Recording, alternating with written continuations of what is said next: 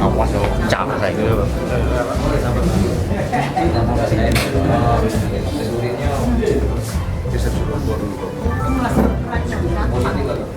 Sudah selesai kan?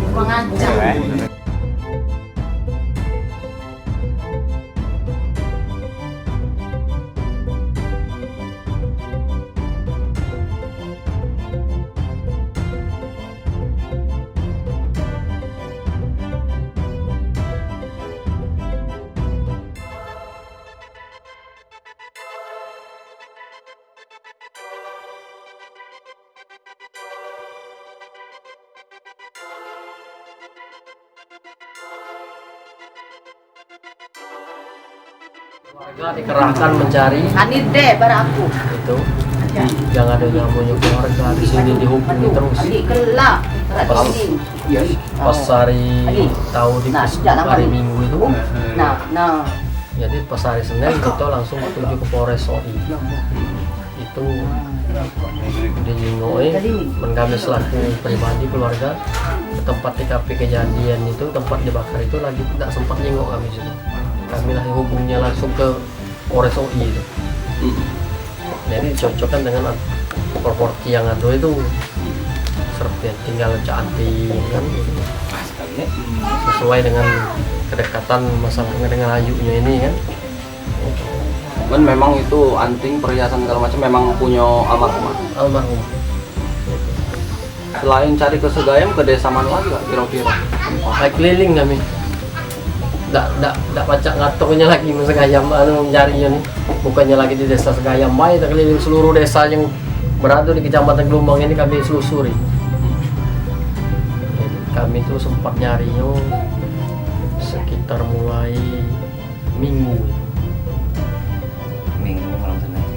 malam Senin dicari.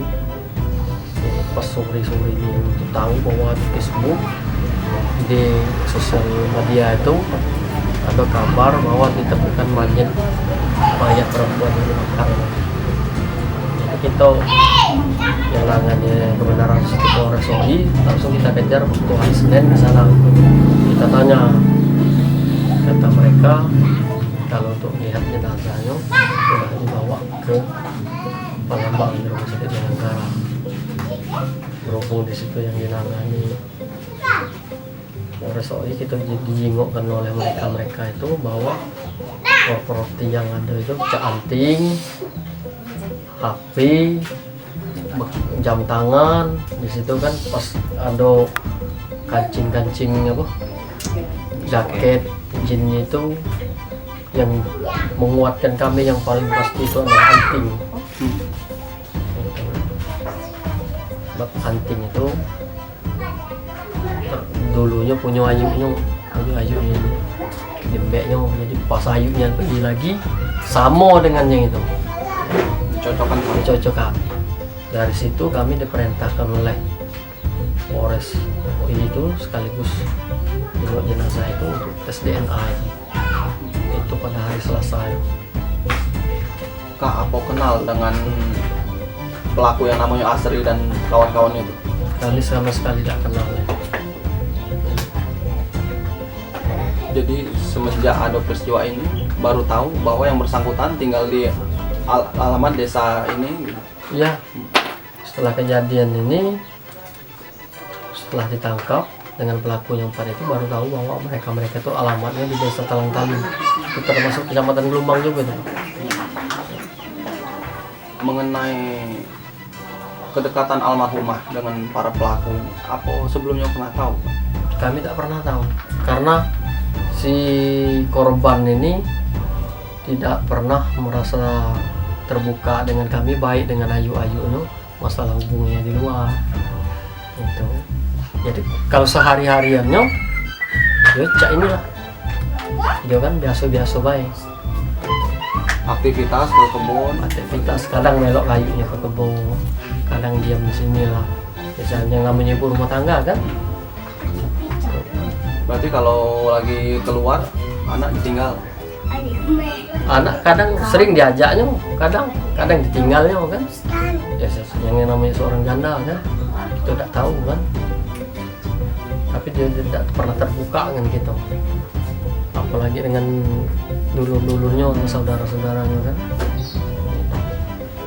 Sepengetahuan kami kan. Beberapa hari sebelum menghilang itu ada ini enggak kan? Almarhumah ngomong nak ke tempat mana gitu, ke suatu tempat gitu. Belum, itu pas kejadiannya sempat dia ngomong sama Ayunya pas hari Sabtu itulah. Izinnya nak kemana kan? Izinnya dia katanya mau ke desa Segayam karena di situ mau berangkat ngurus untuk surat pindah itu. Kan selama ini dia sempat menikah itu kakaknya kan melok suaminya, jadi otomatis dia ikut di desa Segayam. Jadi untuk melengkapi apa itu administrasi kependudukan itu, dia mau istilahnya keluar dari kakak suaminya itu, nak balik lagi ke desa sini. Nah itu kan, itu ceritanya kan, dia ngomong. Nah setelah itu kami lang kontak dengan dia. Dia pergi dari sini sekitar kira-kira antara jam 11 ke 12 itu lah, siang. Dan itu administrasi segala macam sudah selesai kak? Ya sampai sekarang belum. Yo, kandas di tengah jalan gitu kan. Ya sempat ngembek kakak sementara di desa sini kan. Gitu. Begitu hilang itu pas apa? Khawatirnya dari keluarga itu pas kapan kak? Ini tidak balik-balik. Biasanya dia tuh pak, kalau dia pergi, misalnya pergi ini, siang aja nih, sore balik. Nah, pas malam itu kita langsung itu kontak bahwa dicari, enggak apa istilahnya kita enggak kontak lagi dengan dia tuh, HP enggak aktif lagi, langsung itu khawatir malam itu langsung dicari kemana-mana kan. Itulah diantaranya ke Segayam tadi kan? Ya ke Segayam. Pas malam itulah. Malam itu dicari di situ kan. Ya setahunya sekitar jam 2 siang ada berita di Facebook itu hari Minggu itu bahwa ada kejadian pembakaran mayat itu kan. Kakak langsung kepikir langsung ke almarhumah?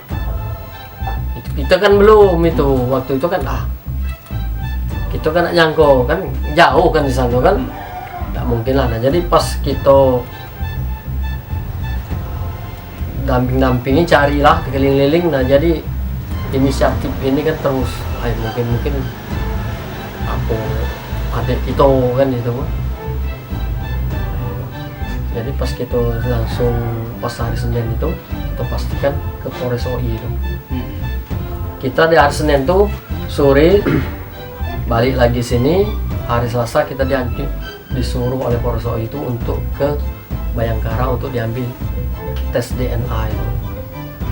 Nah, kebenaran dengan di ini sempat kita di Bayangkara itu ada informasi bahwa motor korban ini dapat. Disitulah yang kita dapat titik terang itu, bahwa kuat dugaan ini bahwa yang istilahnya jenazah dibakar itulah keluarga kami. Itu motor ketika ditemukan itu kak catnya warna putih Biru aslinya. asli. Jadi setelah di situ kan dicat putih polos itu. Kemarin waktu di Bayangkara aku jenguk kakak-kakak dengan keluarga datang sana. Aku yang buat keluarga tabah dengan kepergian almarhum. Kalau kita merasa sedih karena kehilangan orang seharian, apalagi kita lihat anaknya. Jadi sampai sekarang anaknya itu Pak baru istilahnya mau ingat kotak batin. Ya, kita ini kan sedih. Nama anaknya siapa Pak? Fathia Azhara, Fatimah. Fatimah, Perempuan Pak, umur berapa? perempuan umur 2 tahun 3 bulan ini. Kak, begitu pelaku kemarin ditangkap baru 4 kan, Siko lagi belum. Itu apa yang dalam pikiran kakak ketika baru 4, Sikonya belum ketemu itu? Iyalah, pikiran kami campur aduk. Bagaimana cara pun pelaku yang Siko itu harus dapat. Sampai sekarang kan ada informasi baik dari pihak Polda, baik dari pihak kami untuk kontak terus. Sempat kami juga telepon yang bagian penanganan kasus ini, kami telepon bahwa Pak, yang namanya asli informasi ada di daerah Blitar. Yo, kami lah sudah tahu katanya kan. Jadi terima kasih atas kinerja Polri, khususnya Polda Sumatera Selatan. Geraknya cepat. Jadi masalah kasus ini terungkap belum sampai seminggu kan. Alhamdulillah. Ini kan dapat informasi sudah dikontak semalam, katanya jam 10 semalam ada penyampaian dari Bapak Kapolda bahwa si pelaku yang utamanya ini menyerahkan pada jam 10 semalam katanya. Nah, kita langsung merasa apresiasi, rasa lega, rasa gembira. Nah, untuk selanjutnya kami pihak yang wajib agar kiranya menghukum seberat-beratnya, kalau bisa hukuman mati. Biar mereka merasai bagaimana rasanya kami dari pihak korban. Itu baik.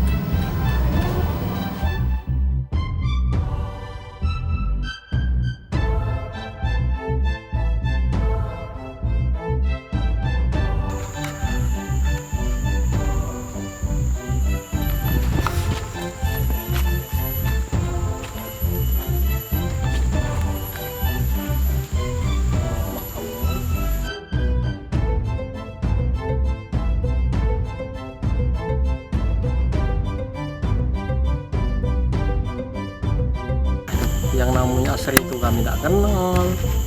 Setahu kami kan yang si korban ini kan biasa-biasa baik di dusun.